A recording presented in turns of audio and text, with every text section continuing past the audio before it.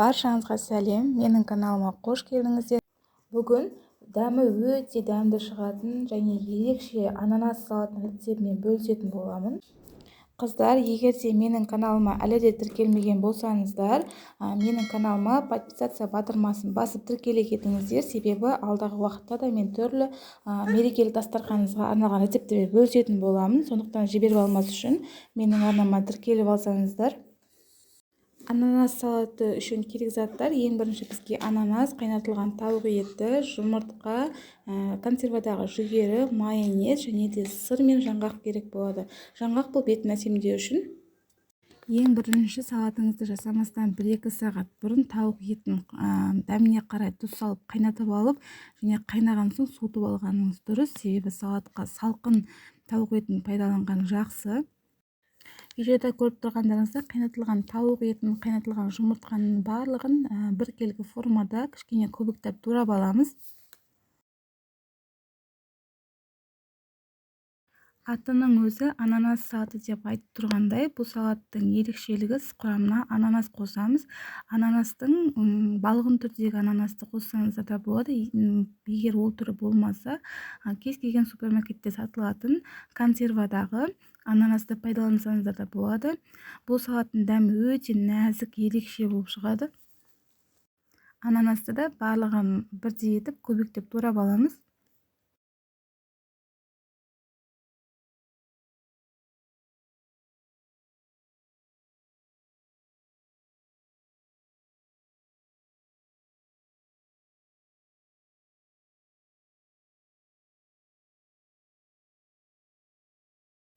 Енді салатымызға консервадағы жүгеріні салатын боламыз. Салып болғаннан кейін 2 ас қасық майонезімізді салып, жақсылап араластыратын боламыз.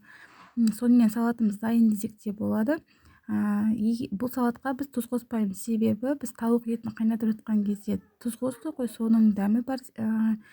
Және де бетіне себетін сырымыздың құрамында да кішкене тұзды болады. Сондықтан бұл салатқа ешқандай тұз қосудың керегі жоқ.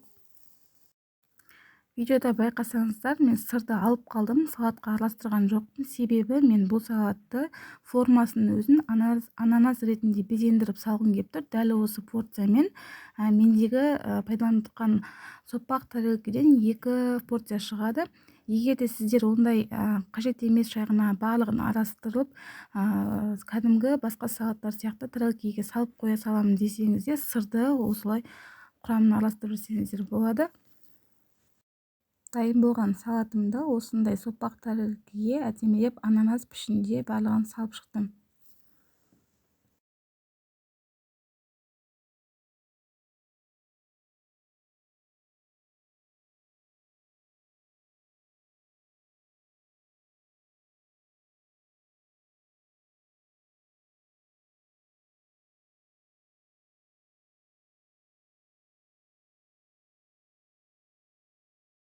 Енді бетіне сырды үкіштен өткізіп, бір тегіс етіп төсеп шығамын. Қыздар, тағы да айта кетейін, құрамына қосып жатқан дәл осы ингредиенттермен менде 2 порция, яғни 2 ананас келбетіндегі салат шықты. Қыздар, егер де сіздер де осы рецепті жасап, мерекелік дастарханыңызға ананас пішінге келтіріп қоятын болсаңыз, дастарханыңыздың көркін ашып, ерекшеленіп тұратын болады. Сондықтан сіз де осы рецепті пайдаланып жасап көріңіз.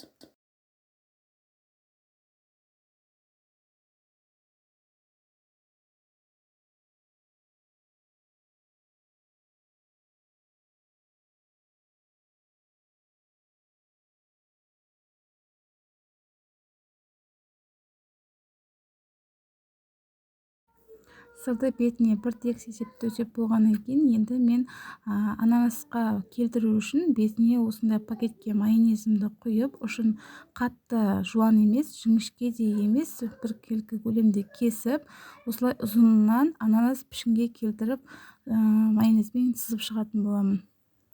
Енді ананасқа ұқсату үшін бетіне жаңғақтарды осылай әсемдеп қойып шығатын боламын. Енді ананастың жапырақтары ғана қалды. Жапырақтарын ұқсату үшін кез келген өзіңіз ұнататын зелен түрін пайдалансаңыз болады. Мен аскөкті майдалап, ұсақтап турап жасадым, видеода көріп тұрғандарыңыздай. міне видеода көріп тұрғандарыңыздай дәл ананасқа ұқсады. Дәл осы рецепттермен, ингредиенттермен менде 2 порция шығады.